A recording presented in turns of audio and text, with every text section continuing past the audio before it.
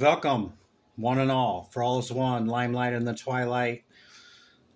There was nothing here. This is the third time I've recorded this, so I'm just going to catch you guys up real quick, okay? Uh, and introduce you to everything and the message and kind of where it was at instead of this is the third time, so I'm not going to start over again. But anyway, the animal energy is the snow leopard. It's basically saying use your intuition, move in silence, be observant. The other two were from the Egyptian. It's Mayat and Kansu with Hermitage and Truth and Fairness. This is Truth again also right here. The talisman that came out, Banish a Curse. Okay, so keep that in mind. Keep those in mind. Bottom of the animal deck was the unicorn. You could be pretty unique. Unicorns are rare, whether you believe in them or not. It's a rarity, yeah. So the standard deck came out was that's the Page of Swords. This is the Five of Fire, so Five of Wands, and the Truth card, the Ace of Air on the bottom of the deck. So what I was saying is somebody's watching you, okay, very closely, and it could be for ill or for not, but this is conflict, it could be truth. This person might even be able to have some truth that would not cause you this conflict, and just sitting back, going to watch it play out, smiling and giggling about it, and watch you go through the conflict, because the other cards came out kind of clarified this as being a conflict, and there could be resolution that's not being brought out. Because on the first row here we had the Six of Pentacles, the Seven of Cups, was it? Yeah, Seven of Cups, and the Chariot. This is abundance and like giving gifts or donating or helping somebody out, right? And the Seven of Cups is, kind of making a choice, of saying, okay, this is the organization I want to donate to, or I want to help these people this month, or, it's picking something out of the seven, and a lot of times people say it's just imagination, building castles in the sky, but really, it's way more than that. It's knowing what you want and going after it. Yeah. But it could be delusion too. I'm not saying it's not. It could be if that's all somebody does is daydream, and the rest of the time they're in, inertia, right? Okay. But the Chariot, and then Kansu coming out with the Hermitage, kind of clarifies that you need to pull yourself out and move away from that energy, of this conflict, and maybe not give any more to this situation, or whatever is going on here. Somebody might be they're, maybe they're not helping themselves, and you're just enabling them by continuing to give, and they're not helping themselves, right? So there was the bottom of the decks of these other decks, was Six of Swords. That's moving on to calmer waters. That's, again, walking away from something. The Eight of Cups that came out, and then when we got to right here, this is a celebration. This is the Wounded Warrior, nine of Wands, and Eight of Swords next to it. You're carrying a heavy load, and it's usually the Wounded Warrior, but it looks like he's integrated all of that pain and hurt. He don't look too wounded right there to me. Looks pretty balanced, right? Sun, moon, light, dark and light, 4 over here, 4 over there, and he's holding the 1. Yeah.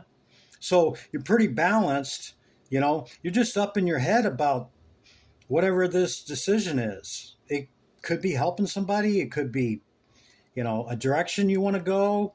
You know, the horses are pulling you two different ways. Maybe you just can't make a decision. You know, do a pros and cons on it.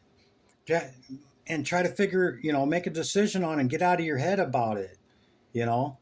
And it could be over a long period of time, you know, that you're kind of struggling with whatever it is, or maybe you even know what you should do and you don't do it. Yeah, perhaps. Yeah. So there's this heart deck, okay, and I wanted to see if there was any love or relationship involved in it, and it's not. It's the reflection card. Give space at the moment, trust and have faith that all will work out for the best. You know, sometimes doing nothing is the best thing, right? Sometimes just reflecting, you know, maybe looking at our part, you know, what's our part in a situation before we make any decisions. Look at that as well. Look at yourself in the mirror on it. You know, what are your intentions and motives, right?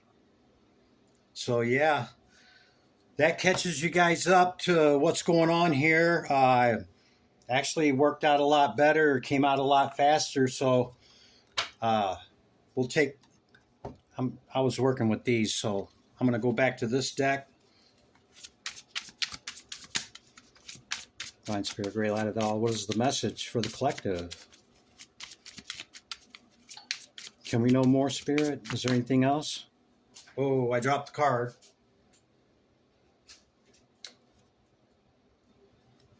Three of Pentacles. Possible work situation. There's that sword card again. The Watcher. Somebody watching. Knight of Pentacles. Does it have one more for this, Spirit? Thank you.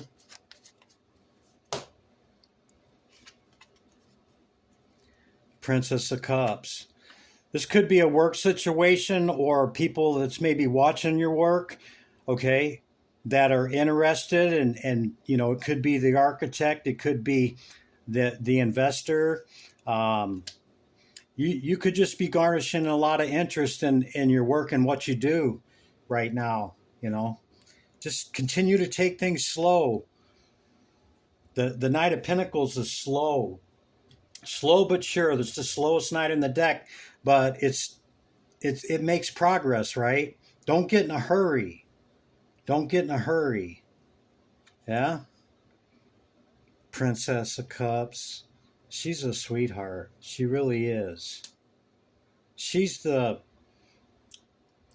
earth of water. She's the first emanation or manifestation of water and earth, yeah?